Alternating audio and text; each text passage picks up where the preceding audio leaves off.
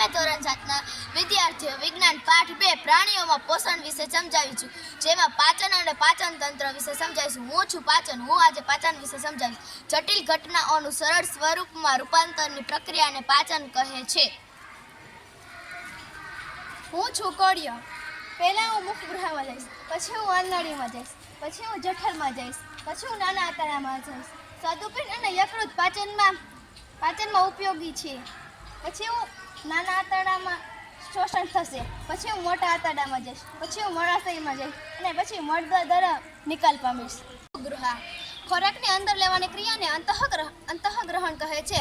મુખગૃહમાં દાંત હોય છે જે ચાવવાની ક્રિયા કરે છે. મુખગૃહમાં લાળ ગ્રંથિ હોય છે જે સ્ટાર્ચનું પાચન કરે છે.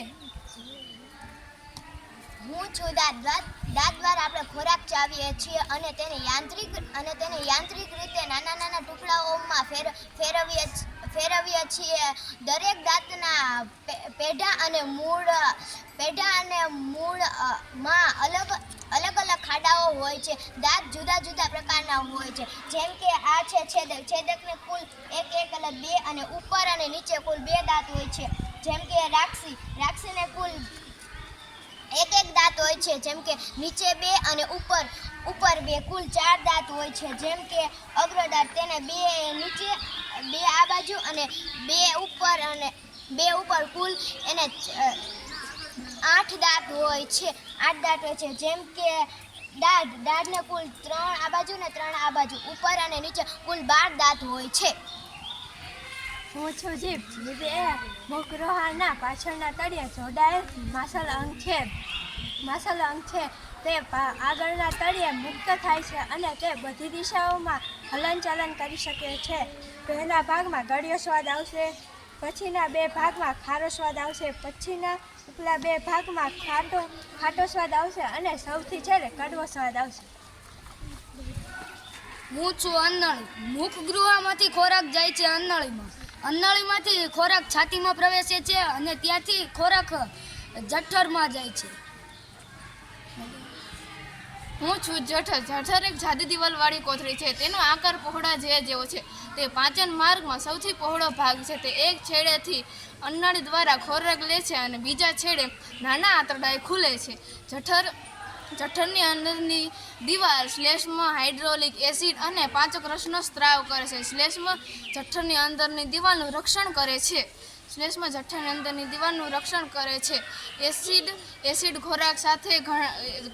ખોરાક સાથે પ્રવેશતા ઘણા બેક્ટેરિયાને મારી નાખે છે અને જઠરના માધ્યમને એસિડિક બનાવે છે. તે પાચક રસોને કાર્ય કરવામાં મદદ કરે છે.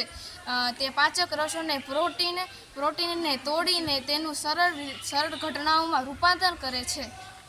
હું છું નાનું આંતરડું. નાનું આંતરડું એ અત્યંત ગૂંચળામય અને 7.5 મીટર જેટલું લાંબુ હોય છે. તે યકૃત અને સ્વાદુપિંડના રસોનો સ્ત્રાવ કરે છે. ઉપરાંત દિવાલ પણ રસોનો સ્ત્રાવ કરે છે.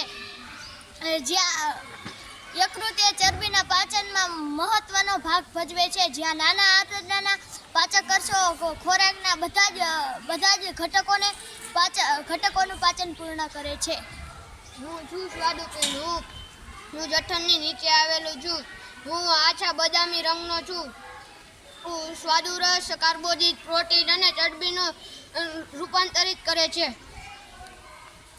હું છું યકૃત. યકૃત એ લાલાશ પડતા બદામી રંગની ઉદરની જમણી બાજુએ ઉપરના ભાગે આવેલી એક ગ્રંથિ છે. તે આપણા શરીરની સૌથી મોટી ગ્રંથિ છે. તે પિત્તરસનો સ્ત્રાવ કરે છે. પિત્તાશય તરીકે ઓળખાતી કોથળીમાં સંગ્રહાલય હોય છે.